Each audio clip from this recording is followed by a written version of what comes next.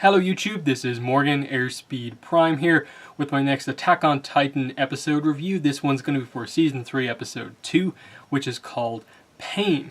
And overall I think it's been a pretty solid start to this season. From people who've read the manga, by all accounts this arc isn't the most interesting one.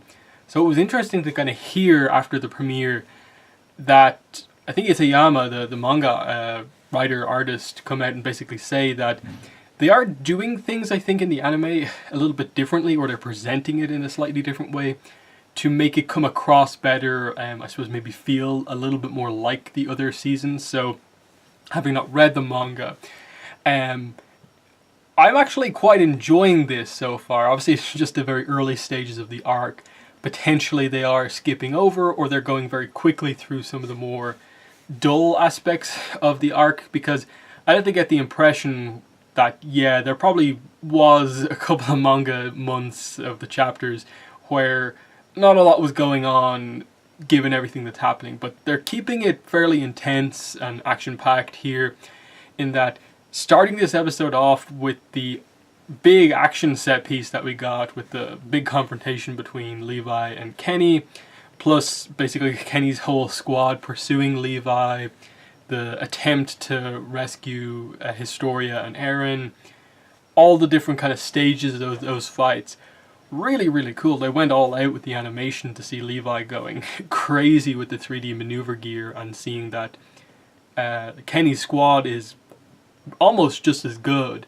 Obviously Levi is established to be basically one of, if not the best person on the maneuver gear, and he basically makes up for the fact that he doesn't have guns by being that skilled and I suppose doing the risky thing of like firing his hooks into people as a main weapon, and then obviously getting close and slicing them up. So there was a lot of crazy, just like people getting really horribly kind of killed here with swords, and the thing that they got across here was, when it came down to it, there's this moment when Armin and John, I really struggle with what way I'm meant to pronounce his name, John, they are the ones sent down to the kind of cart that's on its way through the gates to kind of rescue them. The person, driving it basically turns around and is about to kill John, and I really liked the way they did it, in that he hesitates tremendously. He doesn't want to kill humans, and it makes it look that like, oh, of course Mikasa's coming in, she's the one who, killed this character to save John and Armin. But then they cut back and it's like Armin's the one getting sick, and he's asking Mikasa, like, is this how it feels when you do it? And it's like, wait, did Armin kill this person? I was thinking like he did it with the sword, so it was pretty brutal. So it was interesting when they revealed it, and it's like, okay, he shot the person. That makes a little bit more sense. But still, the fact that Armin was kind of forced into this situation where it was either kill someone or watch John be killed in front of him. So I liked what they did, and especially kind of making it a bit of a character arc for him here, of just struggling to deal with this. But Levi, I suppose, kind of giving him the kind of harsh lesson of like, yes, you now have blood on your hands, but if you'd kept your hands clean, he wouldn't be here anymore. So, it's not about right and wrong.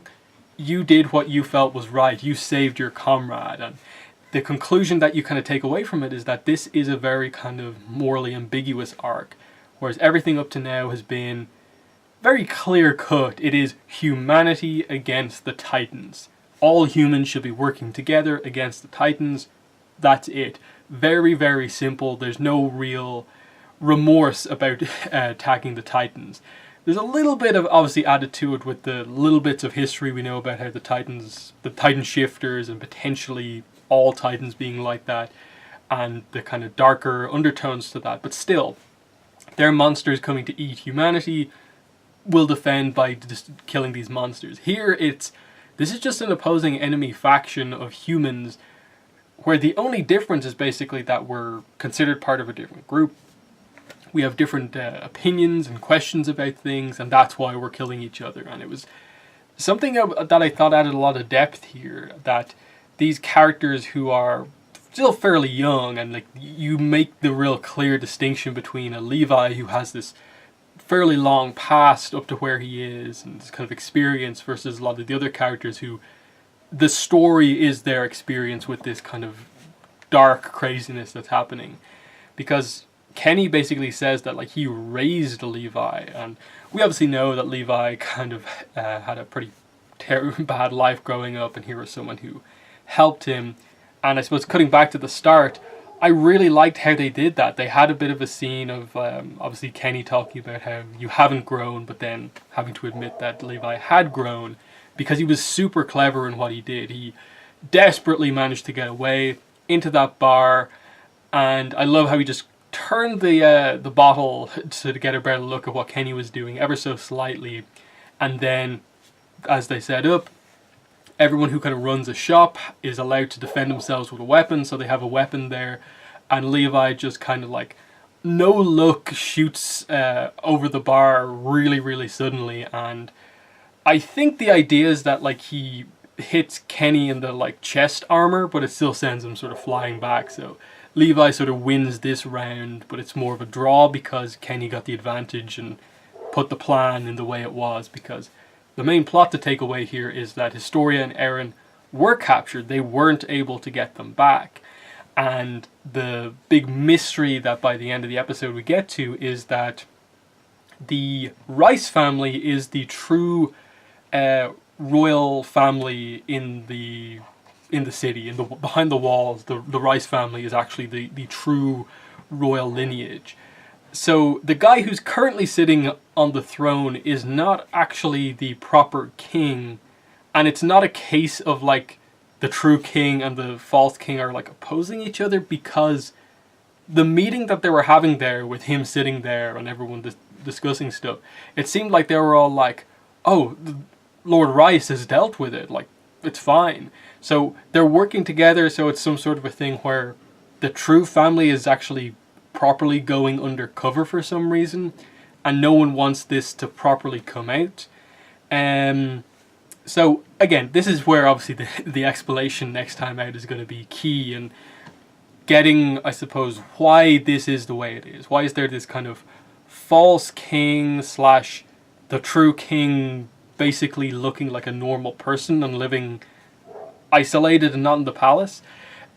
Because effectively it's like what Historia brought before her actual father here, and Eren watching on, and craziness kind of going on. It's a really cool reveal, because obviously the scouts are kind of uncovering the true nature of what's actually happening here.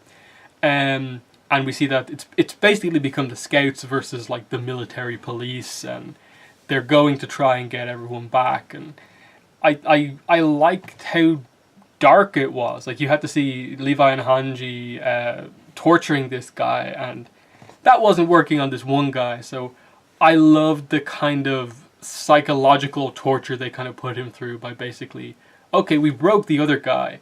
Let's act like you broke immediately and you hate this other guy who has been like standing strong through all of this torture. That you've gotten everything good, and force this guy to give up. That what am I even doing this for if everyone else around me who knows the same things is just going to give up immediately. So they kind of used the guy who didn't know all that much as a way to get to the guy who did know enough, and that was where the big reveal came out, that the Rice family is the true royal family. So I thought that was executed really well. Once I caught on to what they were going for, I thought it was just like, oh yeah, nicely leaving the door open to make it seem like an accident, and also showing Levi and Hanji working very well together as well. The other thing we got is that Commander Irwin is he's setting up something in the background. I don't really know what it is, but like they kind of have him under like house arrest, quote unquote, more or less, but he's still planning someone, and everyone's like super cautious around him that, okay, he's not actually doing anything, but he's saying that he's doing something, so what's happening? So that was very interesting to see. And yeah, like, look, this arc is not particularly like the previous two seasons, where they were so human versus Titan focused that, you know, this arc is definitely a good bit away from kind of where we were initially, of just the simple thing of a war between these giant Titans and humanity, and there being some mysteries. Now there's like, we're dealing with, I suppose, the human history of what's going on with the walls and the leadership behind the walls, which relates, of course, to the walls being filled with Titans, and everything ultimately is linked together, but we're focusing for now on more human-based things, but with the knowledge that the Titan stuff is sort of still involved, give or take. Because we got one little thing on the note that Eren gave to Hanji at the like towards the end of the first episode of this season, about like, oh, it's a conversation I remembered, and it's mentioned it was between Ymir and Bertold, I think it was, that they mentioned. Either way, Reiner, Bertold, and Ymir. And it's something about the fact that if they don't act soon, Eren is going to be eaten. So obviously that relates to Titan powers somehow, and someone's going to eat Eren because of this. So again, this is where, like, I know little bits and pieces about, like, roughly aspects of where the series goes. I can't really remember what we have been told and haven't been told about the specifics of how kind of power changing and stuff like that works. So I don't want to come out and speculate on stuff in case it, like, completely spoils, like, actual mechanics of little bits and pieces that I know. But you know, it's an interesting one in that it puts a kind of time pressure on things, because if it was just Historia and the fact of, like, okay, there's this kind of civil war more or less between the factions of the military, like, they've got time to plan things, and there's no obvious, like, okay, someone's gonna die immediately. But the Eren, like, potentially being eaten at any point does put a time crunch on things, and that's obviously a really big part of what's going on here. He is our main character, but, you know, once again, he's sort of been sidelined. And I think if I had a criticism about Attack on Titan as a show, it definitely would be that Eren as a main character is a very weird main character, where he's only, like, just about the main character of the show. And obviously, I think part of the charm of the show, in a way, is that the main character isn't like your typical, like, shonen hero, and they're having him develop his powers, like, very slowly. The amount of failures that he has trying to use his powers versus the amount of, like, heroic times he uses his powers it's very lopsided on the favor of, like, he usually fails a lot of the time. And the amount of times he's been captured, and that's been the prime, like, use of the character. I'm waiting for him to get his, like, big moment, in a way, like, just to see Eren really sort of, like, stand out as, like, here's the reason why this character is our main character, and I suppose develop, grow, and, you know, have skill as a main character, and really kind of move on from there.